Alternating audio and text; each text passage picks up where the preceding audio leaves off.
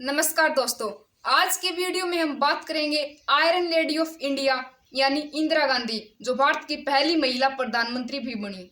ये पहली बार 1966 से 1977 व दूसरी बार 1980 से 1984 यानी 14 वर्षों तक भारत की प्रधानमंत्री रही। इन्हीं के दौर में देश ने पहली बार इंटरनल इमरजेंसी को फेस किया, जिसमें बड़े बड़े पत्रकारों व लाखों नेताओं को जेल में डाल दिया गया। देश में इस अशांति के माहौल के चलते 30 अक्टूबर 1984 को एक सिख कमांडर ने इंदिरा गांधी की गोली मारकर हत्या कर दी। तो चलिए आज के वीडियो में समझने की कोशिश करेंगे इंदिरा गांधी व उनके जीवन से जुड़े कुछ पहलुओं पर।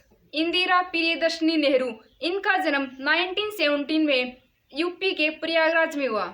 इनके राजनीतिक करियर की शुरुआत 1959 में हुई, जब पहली बार इन्हें कांग्रेस के अध्यक्ष बनाया गया। इनके पिता जवाहरलाल नेहरू की मृत्यु के बाद 1964 में इन्हें as a member of Rajya Sabha भी नॉमिनेट किया गया।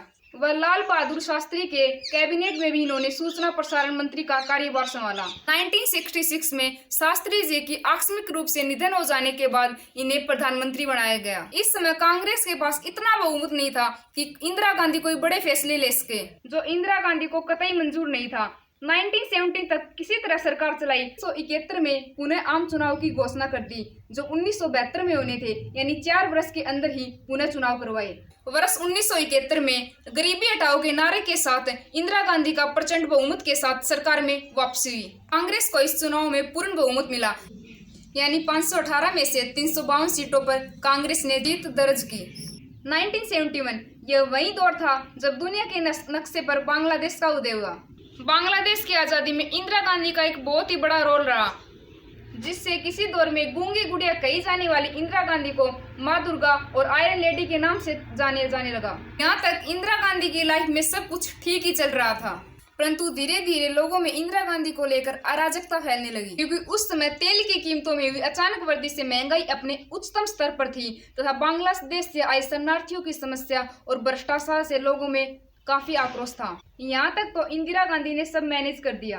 लेकिन 12 जून 1975 यह वह ऐतिहासिक दिन था जिसने भारत के इतिहास को बदल कर रख दिया, क्योंकि कहा जाता है कि 12 जून 1975 को ही आपातकाल की नींव रखी गई, क्योंकि 1971 में जिस रायबरेली की सीट से सांसद बनकर इंदिरा गांधी प्रधानमंत्री बनी थी, उसी सीट को चैलेंज किया गया। इंदिरा गांधी के विपक्षी प्रत्याशी राजनारायण ने इलाहाबाद हाई कोर्ट में एक याचिका दर्ज कर इस चुनाव को असंवैधानिक घोषित करने की मांग की। वह अपनी याचिका में इंदिरा गांधी पर 6 आरोप लगाए। 12 जून 1975 को इलाहाबाद हाई कोर्ट के जज जस्टिस जगन मोहन सिन्हा ने अपना फैसला सुनाते हुए इंदिरा गांधी को सरकारी मशीनरी के दुरुपयोग में आरोपी पाया। उनके निर्वाचन को रद्द कर दिया गया और भविष्य में 6 साल के अंदर कोई भी चुनाव लड़ने से भी बाधित कर दिया। इस फैसले के बाद इंदिरा गांधी को प्रधानमंत्री का पद छोड़ना पड़ता, इसीलिए उसने अपने बड़े बड़े नेताओं की एक इमरजेंसी मीटिंग बुलाई और उनसे सलाह मांगी कि अब आगे क्या करना चाहिए। तब उनके सुपुत्र संजय गांधी के कहने पर 23 जून 1975 को इस फैसले के खिलाफ सुप्रीम कोर्ट में रिट पिटीशन दायर की गई। सुप्रीम कोर्ट के जज जस्टिस VR कृष्ण अय्यर ने हाई कोर्ट के फैसले पर पूर्णतः रोक लगाने से मना कर दिया, परंतु इंदिरा गांधी को तब तक के लिए प्रधानमंत्री के पद पर रहने के लिए स्वीकृति दे दी। विपक्ष के नेता लगातार इंदिरा गांधी के इस्तीफे की मांग कर रहे थे, व उन पर राजनीतिक दबाव बना रहे थे, और इधर इंदिरा गांधी कानूनी लड़ाई लड़ रही थी। इन हालातों को देखते हुए 25 जून 1975 को आधी रात को ही इमरजेंसी डिक्लेयर कर दी गई। वह रात को ही विपक्ष के बड़े बड़े नेताओं को उठाकर जेल में डाल दिया गया। यह इमरजेंसी 25 महीनों तक चली, जिसमें 11 लाख से भी अधिक लोगों को जेल में डाल दिया गया।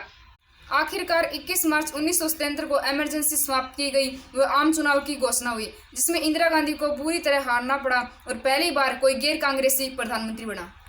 जब 1980 से 84 इंदिरा गांधी की पुनः सत्ता में वापसी हुई, तो एक सिख विद्रोह के चलते उनके एक सिख कमांडर ने इंदिरा गांधी की 31 अक्टूबर 1984 को हत्या कर दी।